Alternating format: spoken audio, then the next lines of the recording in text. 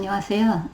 이 성통만사가 조직하는 이 사회통합을 이룩하기 위한 사회통합을 위한 모임에 참가한 여러분을 열렬히 환영합니다.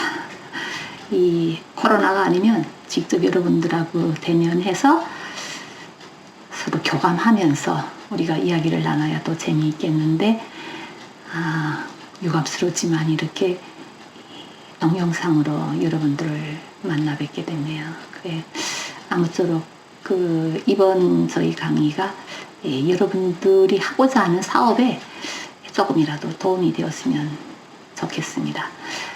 그래, 저는 소개를 하면 여러분들이 관심을 갖는 탈북자의 한 사람입니다. 전 4년에 제가 북한을 탈북해서 남한으로 왔고요. 이전 남한에 16년째 거주하고 있습니다. 엊그제 할 것 같은데 벌써 이렇게 많은 시간이 흘러서 이제는 제가 남한 사람인지 북한 사람인지 좀 왔다 갔다 하는 그런 단계에 있어요. 그래, 북한에서도 저는 대학에서 학생들을 가르쳤고요. 또 여기 와서도 학생들도 가르치고 연구도 하고 이렇게 일을 하고 있습니다. 그래, 이 사회통합에 대해서 제가 다른 사람들보다 뭘 좀 더 알고 있을까 이렇게 생각해 보니까 이런 쪽으로는 저보다 훨씬 더 많이 아는 분들이 많겠죠. 그러나 저는 실제 체험해 봤다는데 다른 사람들과 다른 점이 있지 않냐 이런 생각을 하게 돼요.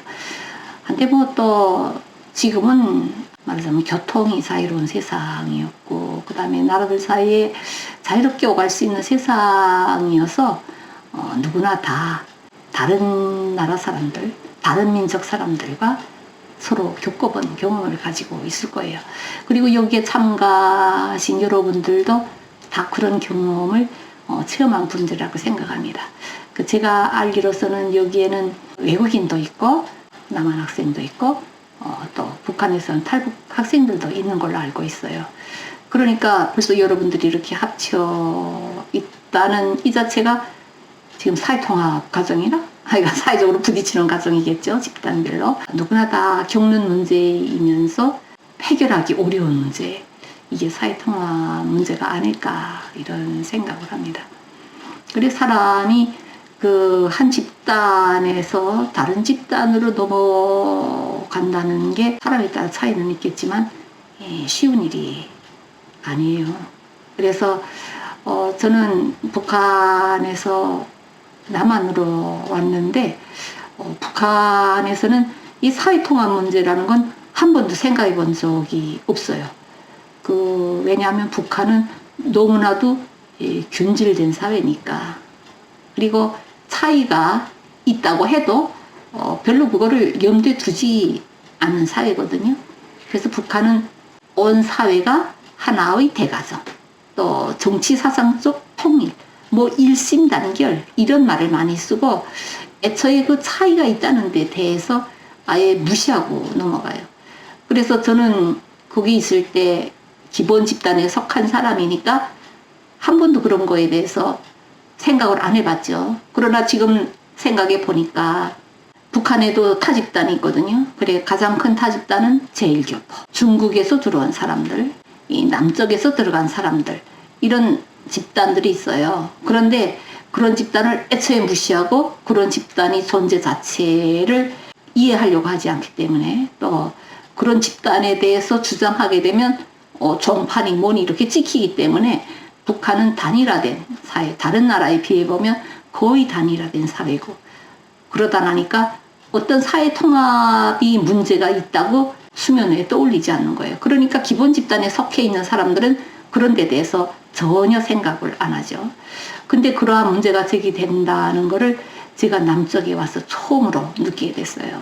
그래서 우리 탈북자들은 이 남한 사회에서 소수자죠. 왜냐하면 인구 5천만에 우리 탈북자들은 다 합쳐서 한 3만 5천밖에 안 되니까 틀림없이 소수자예요.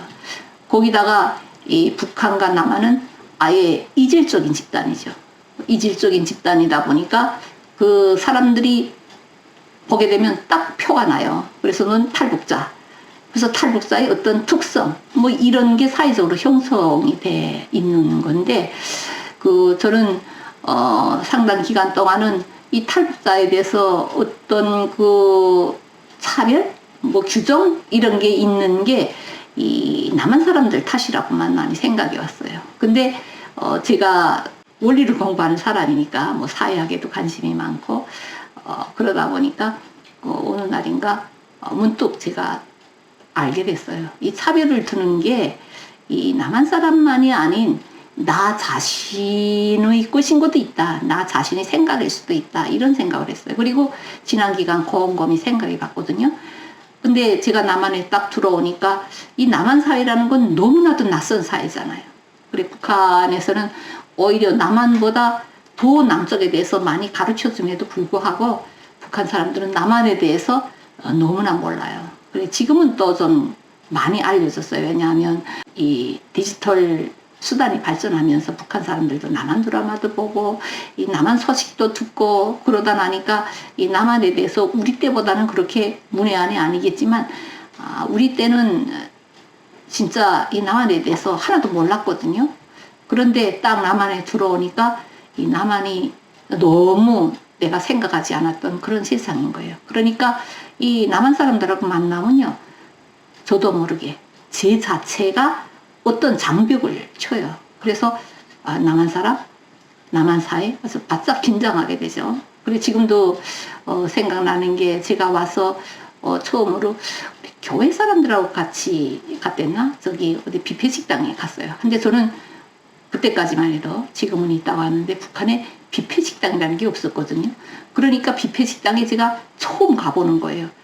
그랬으면 지금 같으면 오마나 나 여기 처음 와봐요. 뷔페라는 게 뭐예요? 어떻게 먹어야 하는데요? 뭐 이렇게 접근하면 되겠는데, 딱 긴장해가지고 모르는 그 자체가 어떤 나한테 흠이라도 될 것 같아서 그야말로 눈치 작전을 하는 거죠. 그래 그 사람들 따라서 그 사람이 하나 아프면 나도 하나 아프고, 뭐 그 사람들이 뭘 들고 가면 나도 들고 가고, 가서 앉아 먹는데 무슨 정신에 먹었는지 어떤 실수라도 할 것 같아서 밥맛을 모르겠는 거예요. 그래서 그게 지금도 많이 남아 있거든요. 근데 그건 저뿐만이 아니에요. 이 탈북자들이 다 그래요. 그래 누가 이 에세이 쓴 거 보고 제가 죽겠다고 웃었는데, 왜 나 같아서 자기는 처음 음식점에 들어갔는데 그 음식점에서 가서 물 먹고 싶잖아요. 그래서 서빙하는 분한테 물 좀 주세요. 그러니까 한다는 말이 물은 셀프예요. 이렇게 말한 거예요. 물이 셀프다. 북한은 이 북한 말을 쓰지 외래어를 쓰지 않거든요. 그러니까 물은 셀프다 하면, 원래 지금 같으면 셀프라는 게 무슨 말이에요? 이렇게 물어보면 되겠는데, 그 셀프라는 말을 이해 못하면 내가 참 문화적으로 한심하다 이런 게 드러날까봐 은연중에 긴장이 돼가지고 다시 물어본 거예요. 그리고 다 먹고 음식점에서 나올 때까지 끝내 물을 마시지 못하고 나왔다, 이렇게 하는 그 에세이를 본 적이 있거든요. 이건 뭘 의미하는가? 벌써 하나의 다른 집단에서 온 사람이 어떤 새로운 집단에 들어갈 때 저도 모르게 남을 이 집단 사람들하고 구별한다는 거죠. 그래 나는 차이를 가지는 사람이다. 그리고 사람들한테 내가 그런 곳에서 왔다는 게 드러나면 안 되겠다. 이런 은연중 긴장감이 있고요. 자기를 가두는 거죠. 자기를 어떤 집단의 틀에 가두고 그 다음에 그 집단 사람들하고 대화도 안 하니까 은연중에 뭐가 불편한 거예요. 그래서 이 탈북자들이 이 남한에 와서 다 차별을 받는다고 생각을 해요. 저도 이렇게 차별을 받는다. 또 남한 분들도, 또 여기 있는 분들도 그럴 거예요. 소수를 차별하면 안 되지. 그게 참 나쁜 거야. 이렇게 생각하는데, 이게 어떻게 보면 이 남한 사람뿐 아니라 그 소집단 사람들도 다 같이 가지고 있는 어떤 닫힌 생각이 아닐까? 이런 생각을 해봤어요. 그래서 이러한 생각이 그 사람들이 다른 곳에 가서 살 때 아주 장애 요소로 되는 거죠. 그리고 우리 탈북자들이 그걸 많이 느껴요. 왜? 남과 북이 차이가 너무 크기 때문에 그런 거죠. 그래서 그 2019년에 조사한 자료가 있어요. 우리 탈북자들이 거기에 대해서 어떻게 생각하는가 알 수 있죠. 그래서 탈북자들이 보면, 이 탈북자들이 그 지난 1년간 차별 무시를 당한 경험이 있냐 하고 물어보니까 차별 무시당한 경험이 있다고 17.2%예요. 그래서 경험이 없다, 무시당한 경험이 없다 이렇게 말한 사람들은 82.8%. 어떻게 보면 제가 생각했던 것보다는 차별 당했다고 생각하는 사람들이 많이 적어요. 그래도 17.2%나 그런 생각을 한다는 거는 문제가 있는 거죠. 그래서 물론 또 이것도 다 솔직히 대답한 건지도 몰라요. 이 북한 사람들은 이런 조사람 할 때 부정적인 걸 국가가 조사하는데 부정적인 생각을 표시하면 나한테 불이익이 있지 않을까 뭐 이런 생각도 가지고 있어서 웬간한 거는 무시당한 경험이 있다고 말 안 할 거고요. 근데 여기다가 지난 1년간이라 그랬으니까 지난 1년간이라 그랬으니까 여기 1년 동안은 지금 저처럼 오래 산 사람들은 그 차별에 대해서 별로 지각을 안 하거든요. 근데 주로 어떤 사람들이 차별 무시당했다고 생각하는가 하면 온지 얼마 안 된 사람들이 이런 생각을 많이 해요. 그래서 이런 숫자가 나왔을 거예요. 그리고 왜 차별했다고 생각하냐 이렇게 물어보니까 말투, 생활 방식, 태도 등 문화적 소통 방식이 다르다는 점에서 이게 제일 큰 숫자로 나왔어요. 61.6%. 그리고 두 번째가 남한 사람들이 북한 이탈주민에 대한 부정적 인식이고 그 다음에 세 번째가 능력 부족, 남한 사람보다 능력이 부족하다. 뭐 그런가 하면 뭐 언론이 부정적 보도, 경제 소득 수준이 낮아서 호전적인 도발 때문에 뭐 이런 여러 가지를 했는데 가장 중요한 거는 말투, 생활 방식, 태도, 문화적 소통 방식이 달라서 이렇게 이야기를 했어요.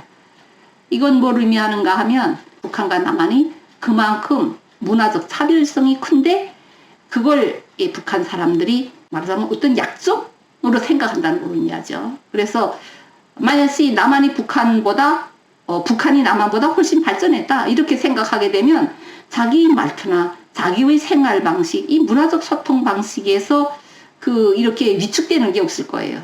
그러나 여기는 남한이 훨씬 발전한 그 모습을 보니까 어딘가 모르게 내가 후진 것 같고 그러다 보니까 사람들이 여기에 대해서 더 신경을 쓰게 되지 않나 이런 생각을 제가 해요. 근데 이 남한 사람이 느끼는 거하고 북한 사람이 느끼는 거는 달라요. 그래서 남한 주민이 탈북민에 대한 사회적 고리에 대해서 이 조사한 자료가 있었는데요. 옆빨간 거는 북한 주민이 느끼는 거고 파란 거는 남한 주민이 느끼는 거예요.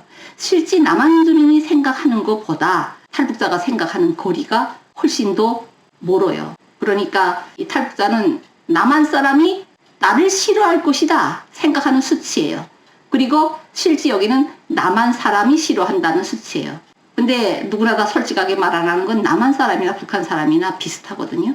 그렇게 놓고 보면 탈북자들이 남한 사람에 대해서 적지 않게 오해를 하고 있고 그런가 하면 남한 사람도 북한 사람을 100% 호감만 가지고 지내지 않는다는 걸 의미합니다. 그리고 탈북민을 어디서 받아들이기가 제일 힘든가 여기도 봤지만 내 가족으로 지내는 거를 제일 받아들이기 힘들어해요. 그래서 직장에서도 괜찮게 지낼 수 있고 내 이웃으로도 오는 거 좋다. 또 내 친구로 지내는 것도 좋다. 근데 뭐는 좀 힘드냐. 네가 우리 집에 며느리로 들어오거나 우리 집 쌀이로 들어오거나 이런 거는 좀 반대다. 뭐 그런 거죠. 그러니까 실제 남한 주민이 북한 주민을 자기 식구처럼 받아들이는가 그걸 기본 표현하는 게 내 가족으로 다 받아들인다 이렇게 생각할 때는 괜찮은 건데 내 가족으로 지내는 거를 꺼린다. 여기서 탈북민과 남한 주민이 고리가 있다는 걸 의미합니다. 그래서 이 탈북자들이 남쪽에 와서 살 때 제일 부담으로 되는 것 중에 하나가 이렇게 남한 사람과 나는 다른 사람이다. 그리고 자네는 우리를 받아주지 않는다. 이렇게 생각하는 게 많은 문제가 되는 거고요. 지금은 탈북자가 소수고 남한 사회에 와서 속기는 문제니까 뭐 탈북자가 좀 불편 느끼면서 별일 없이 살아가는 거지만 앞으로 남한 주민과 북한 주민이 다 섞일 때 그때는 이게 문제가 되지 않을까. 제가 그런 생각을 참 많이 했어요. 그래서 와서 말하니까 통일에 대해서 사람들이 많이 말을 하고 있어요. 이 모든 정부가 다 통일을 자기의 중요한 정책적 목표로 내걸거든요. 근데 사람들이 사회적 통합에 대해서 별로 생각 안 하는 거예요. 근데 저는 제가 와서 느낀 경험으로 봐서 통일에서 제일 어려운 거는 사회문화적 통합이 아닐까 이런 생각을 초기부터 참 많이 했어요. 이 사회문화적 통합에 대해서 많이 생각하는데 사람들은 별로 생각 안 하더라고요. 정치적으로 통합하고 경제적으로 통합하게 되면 통일이 다 되는 거다 이렇게 생각했는데 사실은 가장 시간이 걸리고 가장 어려운 통합이 사회문화적 통합이다. 이런 생각을 저는 시정일관하고 있고 지금도 그 생각에 변함이 없습니다. 이 사회문화적 통합이 어렵다는 그런 생각이 오늘 남한 사회에서 많이 확산되고 있어요. 그래서 그건 동서독이 통일을 보면서 이 동서독이 통일됐는데 지금까지도 마음이 통일이 잘 안 돼서 여러 가지 문제를 낳고 있는 걸로 그냥 소식이 전해지고 있거든요. 근데 뭐 이런 사회적 통합 문제는요, 단순히 뭐 우리 남북이 통일만 관계되는 문제가 아니에요. 세계적인 문제다. 최근에는 이런 생각이 많이 납니다. 최근에 미국에서 흑백 통합에 대해서 우리 이전에 흑백 차별이 있었지만 흑백 차별이 상당 정도 해결된 걸로 많이 생각하고 있었거든요. 그래서 그 버락 오바마 대통령도 나오고 이 흑백 통합이 뭐 별로 이제는 다 풀린 거다 이렇게 생각하고 있는데 아직도 그 앙금이 그냥 남아 있어서 경찰이 흑인 과잉 진압한 것 때문에 이렇게 시위가 일어나고 있는 그런 상황인 걸 보면 참 사회통합이 간단치 않은 문제구나 이런 생각을 하게 돼요. 미국이 흑인과 백인이 섞여 산 지 지금 얼마나 오래됐는데요. 그런데도 그냥 그런 말을 하고 있거든요. 그런가 하면 유럽에서 이민자 문제도 중요한 문제다. 이민자는 다른 사회적 집단이에요. 이민자가 들어오지 못하도록 이렇게 철조망을 지금 막는 이런 장면이거든요. 영국이 브렉시트 왜 생긴 거예요? 이민자 문제 때문에 다 생긴 거거든요. 그래서 다른 집단을 우리 집단 내에 받아들이기 사람들이 싫어해요, 한마디로. 그런가 하면 같은 민족 내에서 우리 뭐 남북 통일이 아니라 우리 남한 사람들끼리도 서로 갈라져 있어요. 여러분도 다 느끼고 있지만 그 보수파와 진보파들이 갈라져서 무슨 어떤 정치적 문제에서 같은 목소리를 내는 법이 없어요. 항상 다른 말을 내고 있고 대립하고 있는 거죠. 그래서 최근에 이 대립이 더 심해지지 않았나 이런 생각을 많이 하고 있습니다. 이 사회적 통합 문제는 반드시 무슨 탈북자의 정착이라든가 남북 통일 문제뿐만이 아니라 전 세계적 문제고 전 세계가 하나로 모여서 화목하게 살아가는 데서 반드시 필요한 문제가 아닌가 이런 생각을 하게 됐습니다. 그래 여러분들은 아주 중요한 일을 하고 있는 거예요. 이렇게 아주 복잡하고 그 어디나 필요한 이런 사회적 통합 문제를 어떻게 풀 것인가. 단순히 탈북자들을 이해하고 이 남한 주민과 탈북자가 화목하게 살아간다 이런 게 아니라 그 전 세계적인 문제고 인간이 어떻게 사회적으로 싸우지 않고 서로 화목하게 살아갈까 이런 걸 연구과제로 제기하고 그걸 풀기 위해서 지금 여러분들이 노력하고 있는 거예요. 그래서 저는 이 사회 통합 문제에 대해서 최근에 근원적으로도 생각해 보게 됐어요. 근원적으로. 그래 왜 인간은 이렇게 그 집단으로 나누고 그 다음에 자기가 속한 집단은 좋고 다른 집단은 나와 다르다. 그리고 그 집단은 나쁘다. 그러면서 남과 자기를 구별할까 이런 생각을 했어요. 그래 언제면 사회통합이 이루어질까? 언제면 완전한 사회통합이라는 이런 게 있을까? 근데 보니까 유감스럽지만 이 사회통합 문제는 끊임없이 진행형이에요. 앞으로 물론 지금과 같은 집단 간의 대립과 반목이 점점 약화되긴 되겠지만 인간이 존재하는 한 이런 일은 그냥 지속될 거다. 이런 생각을 제가 최근에 새삼스럽게 하게 됐습니다. 그래 왜 그러냐? 우리 인간 자체의 이 본성과 관련되는 거예요.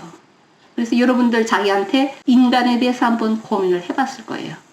그러면 인간은 개인적 존재냐 사회적 존재냐, 자기한테 한번 질문을 제기해보세요. 그래, 나는 개인적이다, 나는 집단적이다. 거기에 대해서 한마디로 누구도 답변할 수가 없어요. 왜냐하면 인간 자체가 이 두 가지 속성을 동시에 가지고 있는 모순된 존재이기 때문에 그래요. 그래서 인간은 개인적 존재이면서 동시에 집단적 존재입니다. 그래, 북한에서는 그 인간을 사회적 존재라고 말해요. 그래서 사회적 존재란 뭐냐? 언제나 사회 속에서만 살 수 있는, 사회와 떠나서는 존재하기 어려운 그런 존재가 인간이다. 그래, 인간은 본질에서 사회적 존재다. 뭐 옛날에 여기 철학자들도 인간은 사회적 동물이다 이런 말을 하지 않았어요. 근데 지금은 뭘 강조하는 사회인가? 개인을 강조하는 사회, 개인을 더 많이 강조하는 사회고, 이 개인적인 거를 중시하는 사회예요. 그러나 아무리 내가 개인적이라고 하더라도 순수 나 혼자서 존재할 수 없는 존재고요. 개인적이면서 동시에 사회적인, 집단적인 속성을 가지고 있는 존재고, 집단 속에서만 살아갈 수 있는 그런 존재가 인간이에요. 그래, 나는 개인이에요. 왜 개인이냐? 혼자서 먹고, 내 육체 자체가 개인을 단위로 다 구성이 되어 있고, 내 개인이 목표를 가지고, 그걸 달성하기 위해서 내가 열심히 노력해야 되고, 그래서 어떤 결과도 내가 달성하는 거. 이렇게 생각해 보면 나는 개인적 존재예요. 그러나 또 동시에 나는 집단적 존재예요. 근데 여러분들은 잘 모르겠어요. 너무 개인이라는 걸 그 중시하는 세상에서 살기 때문에 그렇지 않아. 개인이지 무슨 집단이야. 이렇게 생각하는 사람들이 더 많지 않을까? 이런 생각을 제가 가지고 있어요.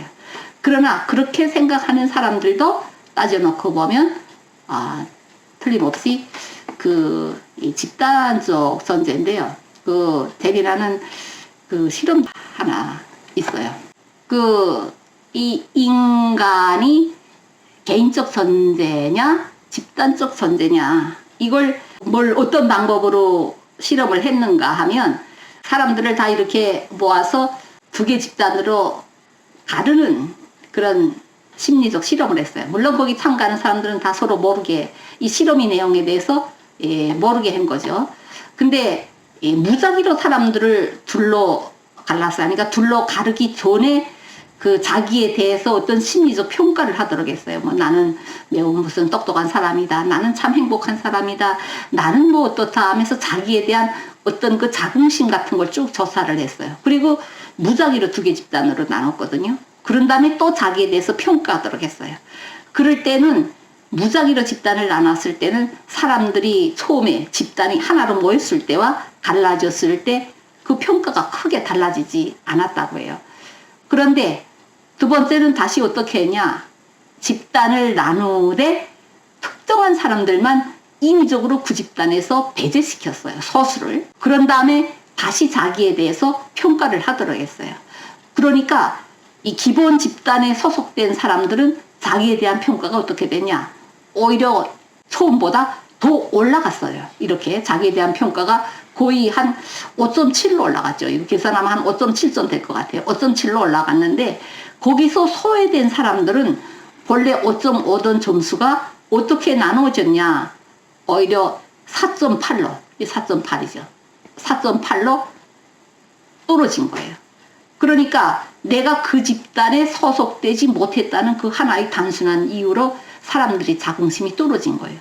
또 그 집단에 소속되었다는 그 단순한 이유로 자기 자긍심이 올라간 거예요. 이건 뭘 의미하는가? 사람들은 자기를 집단과 결부시키면서 사는 존재라는 걸 의미해요. 집단과 하등에 상관없는 개인적 존재라고 하게 되면 구태여 무슨 집단에 포함시켰던 떼버렸던 그 자기 자체에 대한 평가가 달라질 수 없는 거거든요. 근데 이걸 하나 소속시켰다, 너는 내보냈다, 그 하나로 인해서 사람들이 자긍심이 달라지는 거죠. 이건 뭘 의미하는가? 인간은 자기를 항상 집단과 결부시키는 존재라는 걸 의미합니다. 그래 북한에서는 뭐 사람은 사회적 존재라고 하기 때문에 뭐 사회적 존재인 근거를 많이 들어요. 그래 왜 그런가? 사람들은요 범주화해요. 자기를 범주화하는데 이를 사회 범주화라고 하는데 사람들은 다양한 집단과 범주로 다 분류합니다. 그래서 그 어떤 집단은 어떤 특성을 가진다. 이런 그 형성된 어떤 선행된 관념을 가지고 살아요. 왜? 세상을 이해하는데 이게 편리하니까. 이게 편리하기 때문에 사람들을 다 분류하고 각기한 집단에 대해서 어떤 범주화하는 특성이 있어요. 그리고 그 사람들은 자기를 또 타인을 어떤 집단과 동일시합니다. 여러분도 다 생각해 보세요. 여러분들은 여러 집단에 속하는데 여기에는 지금 외국인, 남한 사람, 탈북민 이렇게 세 개 집단이 들어와 있어요. 그러니까 여기에서 모인 집단에서 여러분들이 제일 먼저 생각하는 집단적 정체성은 대학생이다. 나는 무슨 디자인을 전공한다. 뭐 이런 게 아니라 여기서 지금 제일 처음으로 나서는 제일 중요하게 나서는 정체성은 나는 탈북민, 나는 남한 사람, 나는 외국인. 아마 이런 정체성으로 자기를 분류하게 될 거고 그 집단과 자기를 동일시할 겁니다. 근데 이 자기 정체성은 오히려 외 집단하고 대면하게 되면 동일시가 뚜렷해집니다. 그리고 여느 때 여러분들이 대학에서 생활할 때는 그 내가 탈북민이다 특별히 생각 안 할 때도 있고 어떤 때는 생각할 때가 있어요. 남한 학생들은 더더구나 생각 안 하죠. 왜? 다 남한 사람이니까. 탈북자나 외국인은 극히 소수니까 별로 생각 안 하는데 이게 어떤 때 뚜렷해지냐? 다른 집단과 대면할 때도 뚜렷해지고 다른 집단하고 대면할 때도 소수자일 때 더 뚜렷해지고 자기 고정관념 속으로 됩니다. 그래서 우스운 말이 있는데 우리 탈북민들이 여기 와서 뭘 받는가 하면 그 직업학교에 다니거든요. 근데 직업학교도 대체로 탈북민들끼리 모이는 경우가 많아요. 근데 어떤 경우에 이 남한 사람들하고 이렇게 섞여서 함께 교육받을 때도 있죠. 근데 그 누가 해서 내 그 말을 듣고 웃었는데 원래 탈북자들은 남한 사람들이 많은데 저 혼자 가서 교육을 받는 거예요. 매치 안 된 사람들이. 그럴 때는 쭈그러드는 거죠. 그래가지고 눈치를 보고 비율을 맞추기 위해서 아예 조심조심 행동하는데 누군가 그러더라고. 자기가 지금 교육받는데 자기네 교실에는 100% 탈북자고 남한 사람이 뭐 3명이라든지 서수라는 거지. 그러니까 이 탈북자가 주인이고 이 남한 사람들이 완전히 쭈그러들어서 눈치 보느라고 정신이 없다는 거죠. 그러니까 결국은 외 집단하고 대면하게 되면 다 사람들이 동일시하는데 소수자일 때 더 자기 고정관념적 되고 더 불편해진다는 거죠. 그래서 이렇게 사람은 자기 개인의 정체성을 집단과 많이 동일시하기 때문에 서로 이렇게 차별을 하고 차별을 받고 이렇게 된다는 겁니다. 그래서 이 동기화 정체성에서 자기를 평가하는 걸 보게 되면 자기 평가가 항상 긍정적이거나 항상 부정적이다. 이렇게만 평가할 수는 없어요. 아주 구체적이고 상황에 따라서 다른데 그게 또 좋다, 나쁘다 이렇게 일면적으로만 할 수도 없어요. 좋은 면도 있고 나쁜 면도 있어요. 그래서 우선 자기 자신에 대한 평가에서 좋은 점은 뭔가 집단을 통해서 자기 자존감을 유지할 수 있다는 겁니다. 우리 그런 거 많이 느끼지 않아요. 나는 어떤 데서 제일 많이 느끼는가 하면 그 체육 경기에서 많이 느끼는데 우리나라 선수들이 나가서 국제 경기에서 이겼다. 올림픽에서 이겼다. 뭐 우리 붉은 악마처럼 축구가 이기는 데 대해서 사실 나하고 무슨 상관이 있어요. 나는 간에 무슨 누나도 아니고 친척도 아니고 그런데도 불구하고 이기게 되면 그 붉은 광장이 떠나가라 소리치고 길길이 날뛰면서 좋아서 축제처럼 되는 거죠. 자기 자존감이 다 고양되고 아마 그때는 생산성과도 더 높지 않을까 이런 조사를 못해서 그렇지 그런 생각을 하는 거예요. 그런가 하면 또 집단은 자기 이해의 수단이에요. 그래 나는 어떤 존재인가 이 집단에 자기를 소속시켜 가지고 자기를 이해하는 거죠. 그래 탈북자들이 여기 와서 쭈그러드는 이유가 뭐가 있냐. 북한은 가난한 나라고 북한은 저렇게 말도 안 되게 도발도 많이 하고 그걸 통해서 나도 북한에서 왔구나. 아, 나도 가난한 사람이고 가진 거 없고, 아니 북한처럼 저렇게 막 나갈 때는 딱 나도 그런 사람 같고, 이렇게 이 자기 이해를 하는 하나의 수단으로 존재하는 거죠. 이 사람들은 다 자기 집단을 보호하려는 그런 성질이 내적으로 있었어요. 왜? 나하고 연결되니까. 탈북자들이 여기 와서 탈북자가 천대당하고 멸시당한다, 다 같이 분노해서 이 탈북자 편을 두느라고 정신이 없는 거죠. 왜? 그 사람이 불쌍하고 그 사람이 못났다고 하면 곧 나도 불쌍하고 나도 못난 걸로 되니까 어떻게 하나 우리 집단이 자아를 내가 목숨 걸고 보호해야 되는 거예요. 그래서 항상 사람들은 편파를 가지고 있어요. 그래, 내 집단과 내 집단을 편파를 가지고 돼요. 자기 집단은 우월하게, 그 다음에 타 집단은 깎아내리고, 이게 사람들이 일반적인 경향이에요. 아, 나는 전혀 그렇지 않다. 물론 정도의 차이는 조금씩 있겠죠. 그러나 다 사람들은 누구나 그런 생각을 가지고 있어요. 그래, 그걸 남한에서 아주 좋은 속담 있죠. 팔은 안으로 굽는다. 자기 표를 들게 돼 있어요, 사람들은. 이는 집단 갈등이 원인으로 돼요. 이건 나쁜 거죠. 집단 갈등이 원인을 제공하는 겁니다. 이건 나쁜 거고요. 또 좋은 점 뭔가? 자긍심, 정서적 안녕에 기여하는 거는 좋은 점입니다. 집단 갈등이 원인으로 되는 거죠. 탈북자가 무슨 사건 하나 터졌다, 북한에 어떤 사건이 하나 터졌다, 탈북자들이 얼마나 거기에 대해서 궁금하는, 전전궁금한지 몰라요.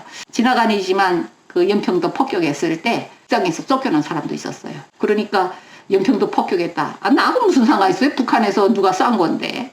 근데 이 쐈다고 하면 사람들은 그 사람이 정체성과 집단과 동일시하니까 그 쏜 게 이 사람인 거죠, 결국은. 그래서 이 사람한테 분노를 퍼트라는 거죠. 그렇기 때문에 북한이 어떻게 잘못되게 되면 이 탈북자들이 몽땅 다 타격이 되는 거죠. 그리고 탈북자가 뭘 잘못했다, 그러면 다 탈북자들이 다 쩌는 거예요. 아유, 이것도 우리 탈북자들은 여기 와서 혜택만 받고 저렇게 봐라, 이 탈북자들은 다 배은망덕한 놈들이다, 믿을 수 없다, 이런 말을 듣게 되겠구나, 뭐 이런 생각을 하는 거죠. 그리고 이 집단 갈등이 원인을 제공하는 거죠. 이 내 집단, 내 집단 편파가. 우리 지금 한국에서 이 보수파와 그 다음에 뭐 진보파 이렇게 서로 갈라졌는데, 사실은 보수파나 진보파가 다 장단점이 있어요. 이 보수파에 속했으면 보수파가 하는 거는 다 잘하는 걸로 생각하고, 진보를 주장하는 사람들은 저 보수는 저 하나도 쓸데없다, 서로 갈등을 일으키는 거죠. 그래서 사람들은 자기를 보호하기 위해서 집단을 보호하다 그 다음에 야, 가능성이 없다 그러면 할 수 없이 그 집단을 떠나야 되죠. 내가 아무리 목숨 걸고 우리 집단을 보호해도 안 되는구나 그러면 그 집단을 떠나는 거예요. 그 다음에 더 좋은 집단을 따라가는데, 사실 떠나갈 수 없는 게 있어요. 그래, 어떤 걸 떠나갈 수 없냐? 내가 탈북자라는 사실을 탈북자 집단하고 담을 쌓으면 그 없어지는 거예요. 나는 죽으나 사나 탈북자인 거죠. 그런가 하면 민족성도 바꿀 수가 없어요. 죽으나 사나 나는 그 흑인이고 너는 백인이고 나는 동양인이고 이런 거를 바꿀 수가 없어요. 떠날 수 없는 거죠. 그래, 이런 집단은 아주 견고한 집단으로 되는 거죠. 그러나 뭐 이런 이데올로기 같은 건 바꿀 수도 있는 거죠. 그래서 제가 동유럽 사회주의 국가들이 분단된 다음에 집단 갈등, 특히 이 총을 쏘는 이런 갈등이 어떻게 일어나냐 고찰해 본다고 되면, 사람들은 이 동유럽이 붕괴되면서 사회주의 체제가 다 붕괴되고 국가가 분열되지 않았어요. 분열됐는데 이데올로기로 분열된 나라는 없어요. 그래, 나는 사회주의를 지키겠다, 나는 사회주의를 부인하겠다, 그래서 갈라진 그런 집단은 없고요. 뭘로만 갈라졌냐? 민족별로는 다 갈라졌어요. 하니까 이 민족이라는 게 참 뿌리 깊은 집단이라는 것을 의미해요. 그 다음에 민족은 바꿀 수 없다는 걸 의미하죠. 그러니까 조금만 민족성을 자극하면 얼마든지 집단도 분열된다. 성통만사에서는 작년에 탈북자들과 우리가 그 하나의 집단으로 되기 위해서, 차별을 없애기 위해서, 사회통합을 일으키기 위해서 어떻게 해야 되겠냐, 이거를 전문 조사를 했어요. 그래서 이 조사를 한다는 건 도대체 어떤 의미냐, 서로 다른 사람들이, 서로 다른 집단이 화합해서 살아가자고 하게 되면 상대편과 나를 아는 게 중요해요. 그래서 이 너와 나와 다르다는 게 어떤 그 대립되는 게 아니라는 걸 인식하는 것이 매우 중요하거든요. 그래서 서로의 그 차이점이 우리가 상대편에 대해서 뭘 오인하고 있냐. 그 다음에 그런 감정을 비난이나 갈등으로 승화시키지 말자고 하게 되면 어떻게 해야 되겠냐. 이 상대방을 알아야 된다. 잘 알아야 된다. 그래서 이 조사를 까마고 조사 자료들은 여러분들도 다 가지고 있으라고 생각해요. 그래서 제가 간단히 그 결과들만 제가 모아봤는데요. 북한에서 가졌던 남한 사람에 대한 인식이에요. 북한에서 가졌던 남한 사람에 대한 인식은 국가가 만들어준 거예요. 이 남한하고 북한의 차이점은 뭔가 하면요. 남쪽에서는 북한 사람을 뿌리난 사람이다. 이렇게 배워줬다고 하는데 북한은 그렇게 배워주지 않았어요. 이 남한 사람 우리랑 똑같다. 근데 대신 북한에서는 남한 사람을 계급에 따라서 분류했거든요. 그래서 그 노동자 농민은 우리와 똑같고 좋은 사람이다. 근데 누가 나쁘냐? 그 맨 윗대가리에 있는 지주, 자본가, 반동 관료배, 말하자면 정치인들이겠죠. 그 사람들은 우리가 타도해야 될 대상이다. 이렇게 배워졌어요. 그래서 남한 사람도 우리랑 똑같은 사람이다. 그렇게 생각했고요. 이전엔 남한이 북한보다 후에 발전하지 않았어요. 그러니까 남한 사람들은 아주 가난하고 불쌍하다고 배웠죠. 그러나 뭐 지금은 많이 바뀌었어요. 이 자본주의 사회는 돈밖에 모른다. 그런데 타인에게 관심이 없는 이기적인 사람이다. 이건 여기 남쪽에 와가지고 지금 생각한 거예요. 그 다음에 이중인격을 가진 이면적인 사람이다. 이거는 남한 사람이 상냥함을 이런 식으로 북한 사람들이, 탈북자들이 생각하고 있거든요. 그런가 하면 문명한 나라에서 사는 사람, 이상적인 사람, 그냥 부자, 미국에 의해 영향받는 사람.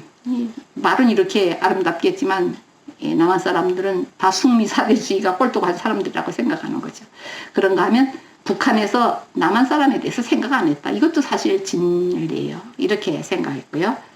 그 다음에 남한 사람들이 좋은 점, 제일 좋은 점이 말투가 부드럽다는 거네요. 왜? 여기 온 사람 중에서 60, 70%가 다 저기 그 양강도, 뭐 한 80% 될 거예요. 양강도, 함경도, 함경남도, 함경북도 합치게 되면 거의 한 80% 되는데 여기가 다 함경도 말을 쓰거든요. 그래 함경도 말은 여기 경상도 말하고 비슷해요. 경상도 말 우리가 두드면 지금도 웃잖아요. 그러니까 여기 와서 적응할 때 그 함경도 말투 때문에 무지무지 그 스트레스 받는 거예요. 그러니까 남한 사람들한테서 제일 배우고 싶은 점은 그 남한 사람들처럼 아주 상냥하고 그렇게 말을 좀 했으면 좋겠는데 그러다 나니까 120이나 나왔네요. 그리고 부지런하고 열심히 사는 사람들이다. 진짜 열심히 살죠. 그런가 하면 상냥하고 친절하다. 베풀고 봉사한다. 이게 좋은 점이고 외모와 외향적 가치를 중시하는 사람이다.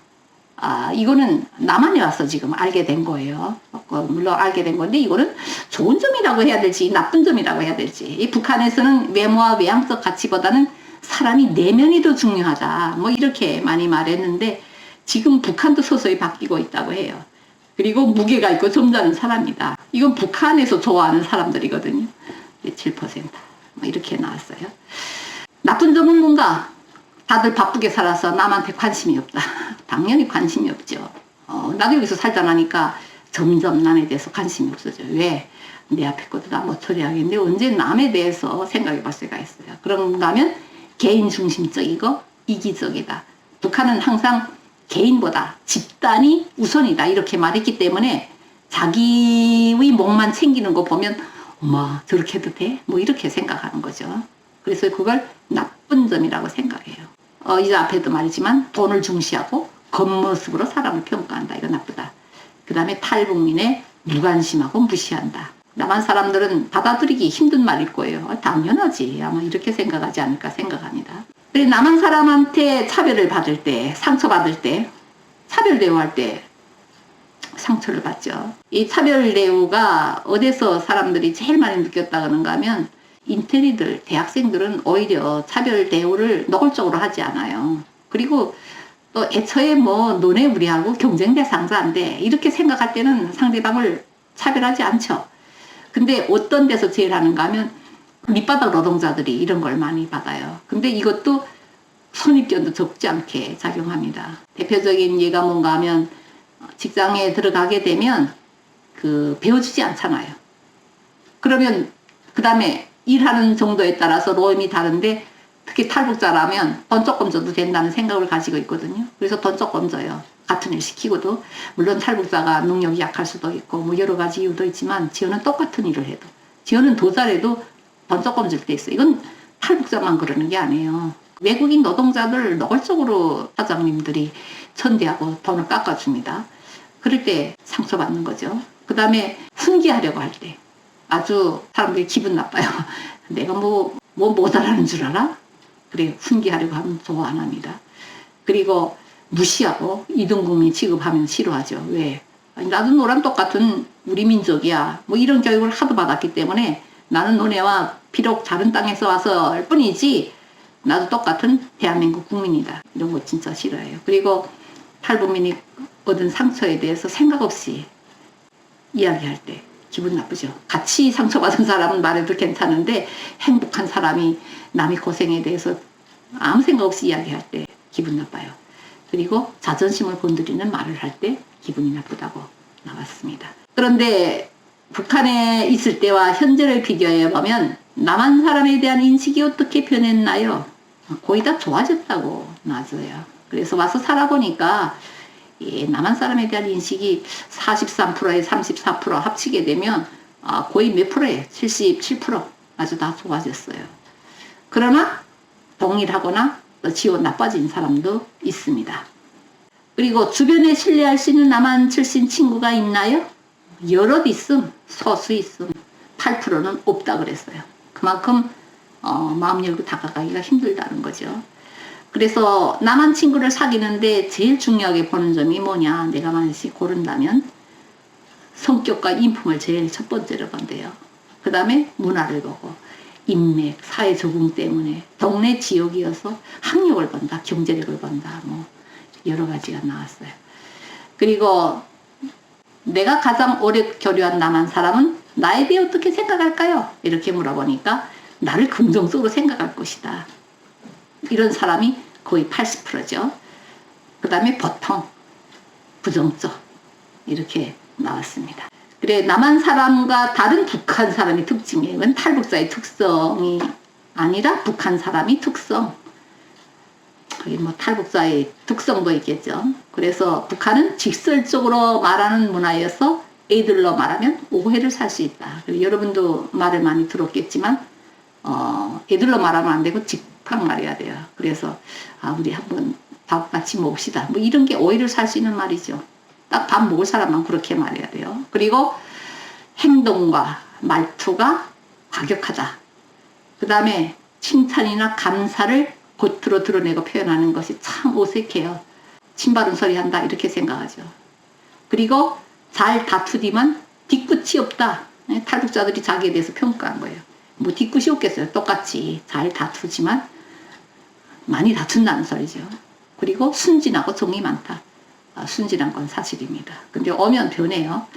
그 다음에 하는 말을 액면 그대로 믿으면 안 된다. 그 다음에 조직과 공동체에 의존한다. 단가국가의 통제하에 있으니까. 그리고 상대를 배려하고 존중하려고 한다. 이게 중요해요. 타협을 항복의 의미로 받아들인다. 타협할 줄 몰라요. 북한 사람들은. 이게 아주 중요한 특징입니다. 집단주의 특징이에요. 그리고 북한 주민을 만났을 때 여러분이 이제 북한을 방문한다. 그럴 때는 어떤 말을 하지 말아야 되냐. 자존심을 건드리는 동정 섞인 말을 하면 안 되고 개인사 및 가족사 물어보지 말아야 되고 당과 수령에 대한 비판하지 말아야 돼요. 잘못하다가는 원비어처럼 어떻게 될지 몰라요. 그런가 하면 미국과 일본을 두둔하는 말, 종교와 관련된 이야기, 월급과 주택에 대한 질문, 그 다음에 허락 없이 북한 사람과 단독으로 만나면 안 돼요. 왜? 그 사람 가서 조사받거든요. 그 다음에 식량 지원이나 원조를 해줬다 이런 말 하면 안 돼요.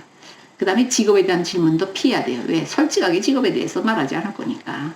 그리고 통일에 대한 생각도 조사를 했댔어요. 그래서 북한에 거주할 때와 남한에 거주할 때 생각이 많이 달라졌어요. 북한에서는 빨리 통일해야 된다. 73.3%가 그렇게 생각했는데 남한에 와서 48%로 거의 절반 떨어졌어요. 그리고 속도를 봐가면서 추진해야 된다. 북한에서는 이 생각 못했는데 남한에 와서는 그게 아주 늘어났죠. 그 다음에 통일을 서두를 필요가 없다. 남한에 거주하면서 생각이 점점 바뀌어요. 부디 통일할 필요가 없다. 잘 모르겠다. 뭐 이런 식으로 바뀝니다. 그리고 이건 다 그 성통만사에서 작년에 탈북자들을 대상으로 다 설문조사라고 인터뷰에서 연구한 거고, 이 구체적인 자료는 아마 여러분들이 보겠다고 하면 다 공유할 수 있을 거예요. 그리고 이 사회통합 방도에 대해서 제가 생각해 본 거예요. 그래서 사회통합 방도에서 가장 중요한 거는 접촉하는 거예요. 바로 여러분들이 지금 하고 있는 이런 접촉이 이 사회통합을 촉진시키는 겁니다. 근데 접촉할 때도 어떻게 접촉하냐, 이게 중요해요. 그래서 어떻게 접촉해야 되냐, 우선 대등한 지위 사람들과 같이 대등한 지위에서 접촉을 해야 돼요. 지금 여러분들처럼 똑같은 대학생으로서 같이 접촉해야지, 우월한 사람과 바닥에 있는 사람하고 접촉하면 통합이 안 돼요. 그게 뭐 종속관계가 더 강조되는 거죠. 그리고 접촉을 집단 대 집단으로 하는 게 아니라 개인적 상호작용으로 접촉해야 사회통합이 잘 됩니다. 탈북자 대 남한 사람 대 외국 사람 이렇게 해서 접촉하게 되면 그 집단이 더 강조될 뿐이지 통합이 안 돼요. 그러니까 여기서 다 1대1 개인적으로 노아나 같은 대학생으로서 접촉을 하는 게 사회통합에 효과적입니다. 그 다음에 이 지원적인 어떤 규범이 있어야 돼요. 이 규범에 기초해서 서로 다 도와준다, 협조한다, 이런 일정한 규범에 기초해서 접촉하는 게 좋고요. 그 다음에 이 협동하는 일을 할 때 접촉이 잘 됩니다. 그래서 접촉을 도대체 어떤 접촉을 할 때 좋냐, 그래 효과가 있는 접촉에 대해서 조사해 본 내용하게 되면 같이 개인적 자격으로 서로 다른 사람들이 섞여서 휴양 가면 효과가 제일 높다고 해요. 그 다음에 실험실에서 같이 실험을 할 때 좋은 거고, 그 다음에 직장생활, 학교, 혼합, 주거. 근데 이 여행 관광은 같이 다니는 거지만 별로 효과가 없다고 그래요. 그래, 여행 관광을 다닐 때는 여행 관광도 어떻게 가는가 하는 거죠. 그래, 휴양처럼 하면 괜찮고 같이 줄 서서 다니게 되면 별로 효과가 없겠죠. 그래서 접촉을 해야 된다. 그 다음에 사회통합이 두 번째 방도는 인지적 방법이에요. 그래서 여러분들이 지금 이거 인지적 방법으로 사회통합을 지금 촉진시키기 위해서 지금 해보고 있는 거예요.